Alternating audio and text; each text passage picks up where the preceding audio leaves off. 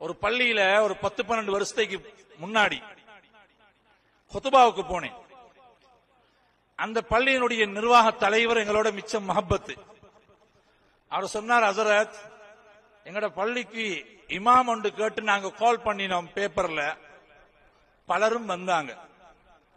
கடைசியா ஒரு ஹசரத் வந்தாங்க. எங்கட ரூல்ஸ் எல்லாம் சொன்னோம். இப்ப பள்ளியில ரூல்ஸ் தானே, சட்டம்.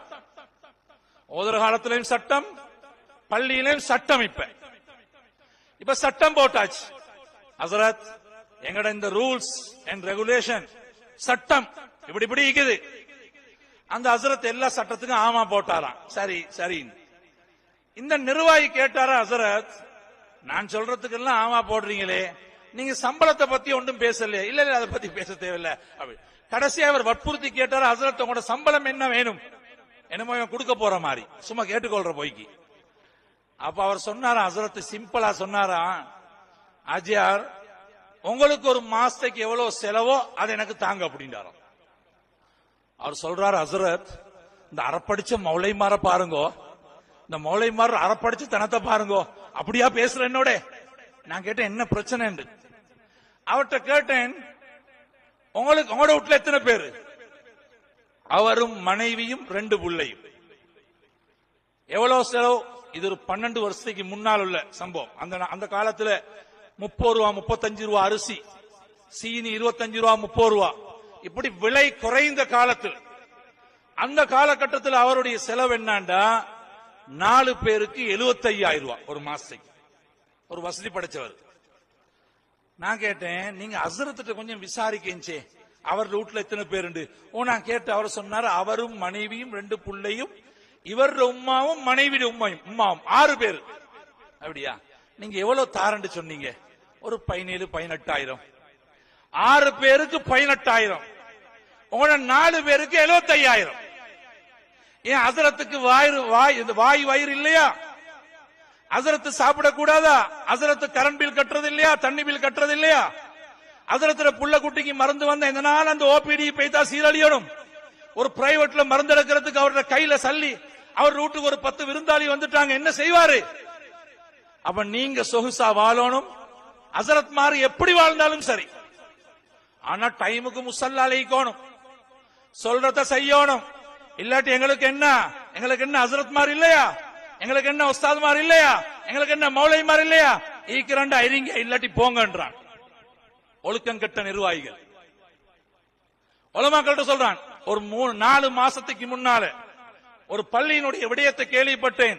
அந்த நிர்வாகி மௌத்துக்கு முன்னால அல்லாஹ் அவனை மன்னிக்கணும், பாவம். ஒரு இமாம்கிட்ட சொன்னாராம், ஹசரத்துக்கிட்ட அவர் சொன்ன வார்த்தை பெரிய பயங்கரமாய்க்குது. அடைந்து பேசுகிறான் ஹசரத்துக்கு. சொன்ன அடே, உங்களை நாங்க தின்ன தந்து வளர்க்கிறோம், ஈக்கிறண்டா இருங்கடா, இல்லாட்டி போங்கடான்னு சொல்லிக்கிறான். இப்படிப்பட்ட ஒழுக்கம் கட்டவன் நிர்வாகத்துக்கு சரி வருமா?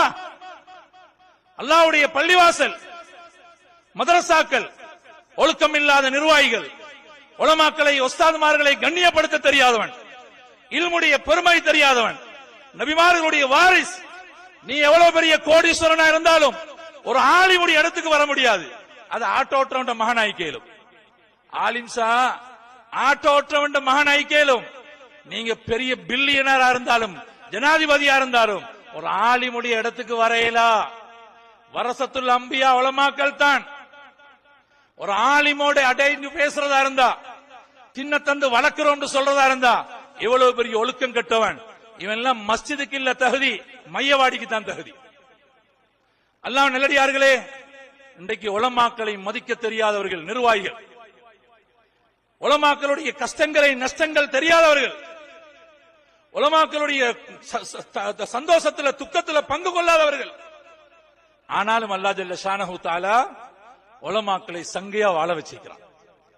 சின்ன சம்பளம் எடுத்து புள்ள குட்டிகளை கௌரவமா வாழ வச்சிருக்கிறான்.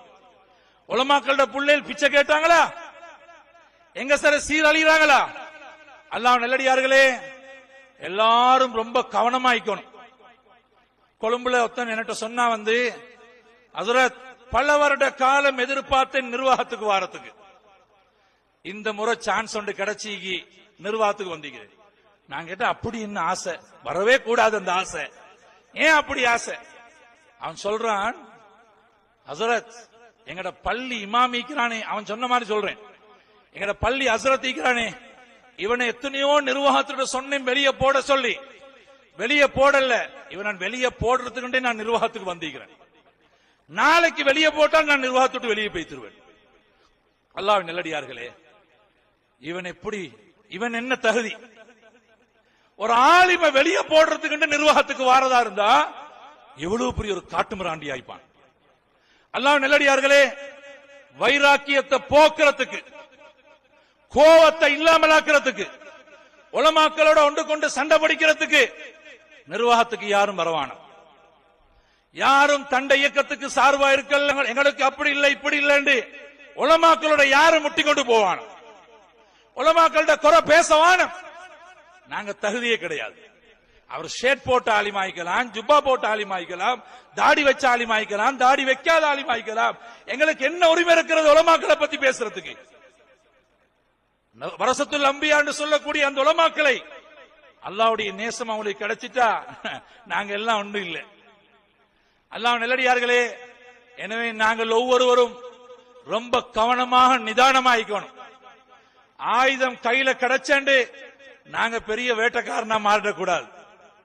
அது எந்த நிர்வாகம், மதரசா நிர்வாகமோ, பள்ளி நிர்வாகமோ, அல்லது ஒரு கடையினுடைய நிர்வாகமோ, யாரா இருந்தாலும் தனக்கு கீழே உள்ளவர்களை மதித்து கண்ணியப்படுத்தி கௌரவப்படுத்தி அவருடைய கஷ்டங்கள் நஷ்டங்களை எல்லாம் விளங்கி நாங்கள் எங்களுடைய வாழ்க்கையை வைத்துக் கொள்ள வேண்டும்.